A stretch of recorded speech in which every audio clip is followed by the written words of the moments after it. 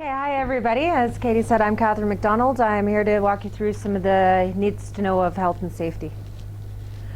We at Maple Leaf have a vision statement of zero harm. So health and safety is everybody's responsibility, including visitors and contractors while on site. In order to maintain our goal, we do follow our vision statement.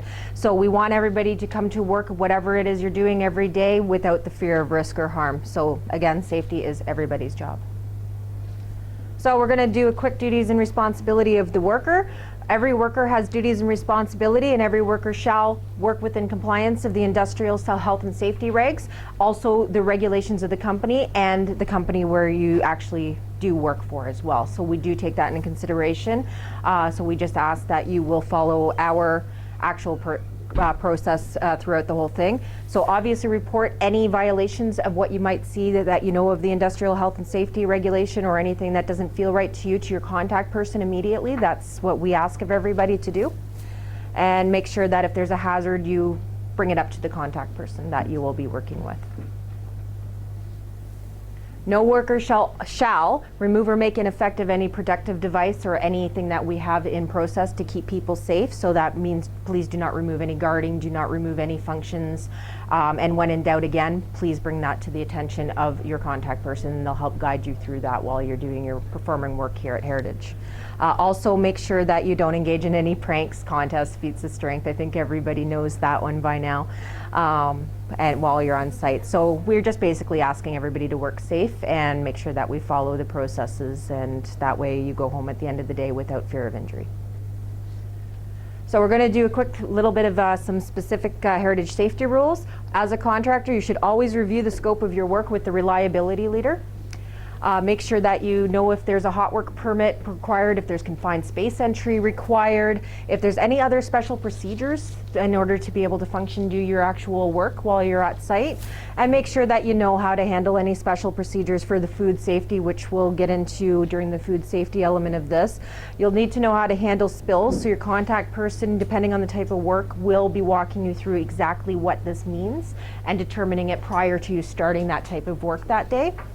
Also make sure that you know that all chemicals brought into on-site must be first CFIA approved, and there must be an MSDS sheet available for our review prior to doing that work. So if you do require some form of chemical, you need to go through the process.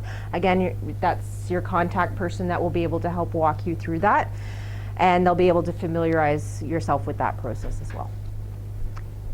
So all visitors and contractors also must have WMIS training prior to working on site, pre and post occupancy. And just for the pre-occupancy, fall arrest is required. Please note with the fall arrest that you can't do the YOW one online. It has to be an in-person with a practical fall arrest to be acceptable by Bird Construction. So visitors, when visiting on site, always stay with your assigned guide. Please do not get separated from that person. However, there are times and situations that you might end up finding yourself separated. Make sure you know what the safe location is, and a team leader will locate your contact person. So ask somebody if you do get separated, and they'll help you. Don't try to find your way back on your own. You might end up in an area where you can't get out of. There's all kinds of different risks involved with that. Don't try to find your way back. So ensure that you follow the safety rules and stay with the designated person. So use the pedestrian walkways, things like that. Ensure that you keep your badge that you will be given and it remains visible at all times. That way other employees can actually identify that you are a contractor or visitor, and they'll be able to easily assist you and help you find your way back to these things. And obviously just follow the directions of the contact person, and there shouldn't be any issues. Don't bring any unauthorized personal property into the plant. That includes jewelry, cellular devices, and food products. Jewelry is forbidden in any aspect of the plant, so if you are wearing watches, jewelries, even tongue piercings, you all need to take them out and make sure that they're removed prior to going inside the facility. First aid and reporting incidents at Heritage. Your contact person will familiarize you with the location of the nearest first aid stations. We do have several certified people on site in case there is a requirement for first aid. We'll also make sure that incident reports are filled out if you do suffer any form of injury, regardless how minor it is. And if you do need emergency medical attention, we will ensure you get the appropriate ambulance or the transportation appropriate for the level of severity to the hospital, to the nearest hospital. Emergency preparedness. So obviously in the event of any form of evacuation, don't panic, don't run. Make sure that if you notice that there's a fire or other emergency situation, just stop work and we will make sure that 911 is called on any internal line, state the nature of emergency. So as a visitor and contractor, just let your contact person know that you saw something just in case they've missed it. We always shut off all machinery or tools prior to evacuation, so whatever you're working on, please make sure it's shut down if possible, if it's safe to do so, and proceed immediately to the designated exit. Obviously don't run. Make sure that your contact person is with you. They will walk you through the area specific for your actual emergency evac, because that's going to change depending on what area you're working in. It's going to be different for everybody.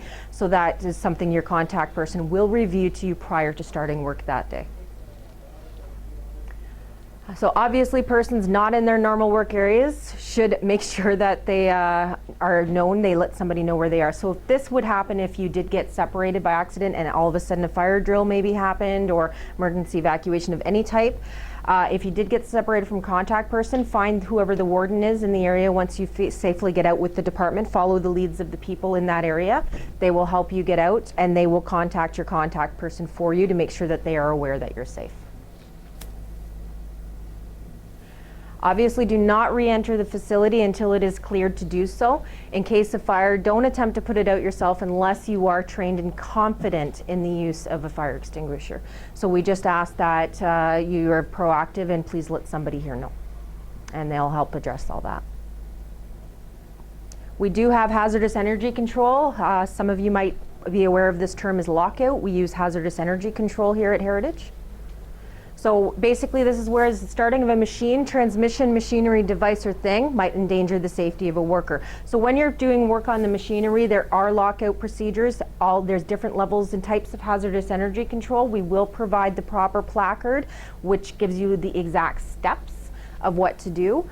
And it makes sure that all the hazardous energy is taken care of. So what people think with lockout is it's just electrical. Some of our machines have a lot more types of energy than that, and they might take multiple types of lockout. So you will be familiarized with the area specific to where you're working if you're required to do lockout by your contact person.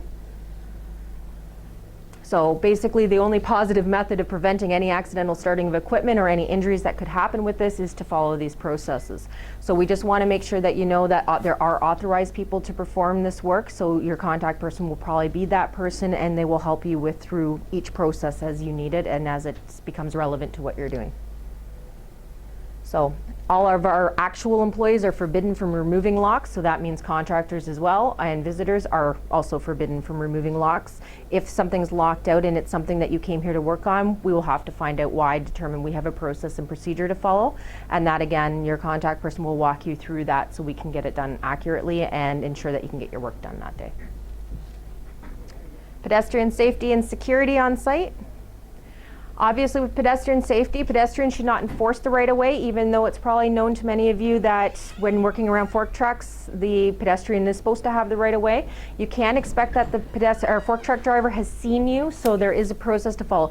Make sure you're very cautious, stay within the pedestrian walkways. They will be designated, they will be painted, you will know where they are, and they will be shown to you with your guide. Also make sure that the operator can see you and waves you through prior to trying to cut in front. Remember, a fork truck does not stop on a dime. So just because you might have the right of way doesn't mean that you have the right distance away to keep going. So it's always better to be safe than sorry. Always make sure that you don't let the size of the truck fool you. The impact of them striking you can be pretty significant. And never assume that you cannot hear, that they can hear you. Don't assume that you can also hear a fork truck all the time. There are times because of other noises around that you might actually not hear the truck. So really pay attention, check blind corners, take a look around each wall, make sure that you are clear from them raising a load. Very important to do that. And remember that the higher the lift, the further the distance you need to be from that fork truck. So stay away from the areas when they're lifting or find an alternative way to get to the point that you're going to with your contact person. Obviously watch for any oil spots. These are very slippery and cause slip and trip hazards. Make sure that you keep your feet clear of the lift truck at all times. Only trained and authorized personnel may operate the truck. So if you need something required lifted by a truck, the contact person will ensure it gets arranged for you prior. It'll be one of our operators that will be doing that. Take extra care if you're working around the loading docks. because you can easily fall off them. So if you're doing work, maybe maintenance on a loading dock, these are things that we have to be aware of. Always stand uphill of a lift truck if it's traveling up a ramp. There's a reason for that. It's going to go down the hill before it's going to go up if anything breaks on the truck or we have a malfunction of some sort. It's very important that the lift truck operator and pedestrians are courteous to one another. So really just pay attention. That's what we're asking for. Stay within designated areas. Don't assume. Don't be reading something and walking. Make sure you know where you're going and what's around you. Be really aware and conscientious of your surroundings. We do have security on site 24/7. So all employees and visitors and outside contractors must have the identification while on premises. You will be getting this upon entry with the security guard, or the contact person will be meeting you there. Visitors must be escorted at all times. So again, we can't stress enough the importance of trying not to be separated by your contact person. You also might not be able to get into an area, so you might be trapped in an area because you only had access to a certain thing if you get turned around, because we do have controlled access within the plant. Also make sure that you don't remove any company provided clothing or protective gear from the property. This could again jeopardize our food safety standards. So what you are required to wear PPE wise within the plant, you will be provided by us within the plant. That will be part of it. What you're also going to get from attending from the security and from your contact person will be an actual written sign off every time you come. If you're here for a long period of time, you'll only have to do one of them. We'll just put the dates that you're working to, the start and the end, anticipated end date on that, and you'll sign it off. It'll give you the general rules of the facility. Again, your contact person will walk you through the exact specifics of your emergency evacuation process, where everything is, and make you familiarized with the other areas and the safety specifics for your stuff that day. We do have ammonia on site. That is our refrigeration system. We are run by ammonia. So you just need to be aware of some basic principles. Ammonia is lighter than air. Liquid ammonia is a clear fluid. It evaporates very quickly. However, it does have some reasons for some concern. So water is the best kind of emergency first aid treatment. So if you do come into contact with any form of ammonia, if it comes on your clothes or whatever, we need to go to the emergency eye wash and the emergency shower stations. What ammonia does is if it comes into contact with your clothes, it'll freeze them. So you can't get the clothes off till you actually wet them down a little bit. So make sure if it's inhaled, you let somebody know right away. We need to remove you and to fresh air right away. If ammonia does contact your skin, again, water with soap, and mild soap is the best way to do that. We have lots of emergency showers and eye wash stations throughout the entire facility. If it's in your eyes, it takes 20 minutes to flush it out of your eyes, so we'll have to flush your eyes for 20 minutes. This is very contained, and if anybody's ever been in a hockey arenas are refrigerated by ammonia as well.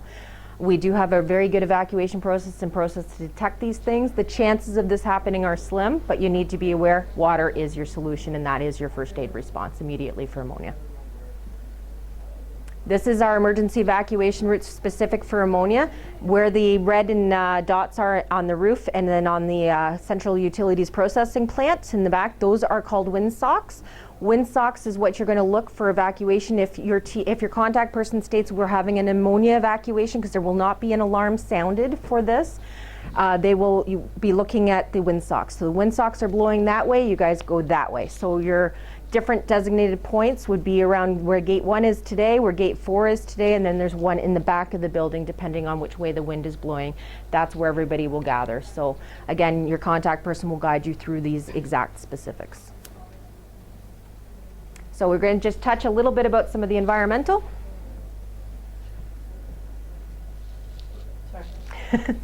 As Maple Leaf Foods has an environmental commitment, and it absolutely states protecting our natural environment is everybody's responsibility and must be how we conduct our business. We're very big on that. We definitely take it very seriously, so please ask you that you refrain from littering on our premises. We also need to be aware of what's being put down our drains. So if you're unsure of what you need to pour out, please ask your contact so we can assess what it is and if it's allowed to be down our drains or not.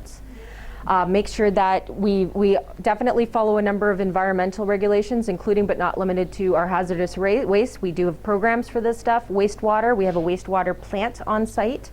So any type of spills, and our emissions. So report any odors, chemical spills, any environmental concerns that to your contact person immediately. So if you're unsure of something, please ask and make sure that we stay within our environmental specifics. So basically, our failure to follow Maple Leaf Consumer Foods rules and procedures can result in persons being removed from the premises and the cancellation of future contracts. We absolutely care about the health and safety of all persons, and by following all of our regular procedures, we can absolutely accomplish our vision, which is nobody gets hurt.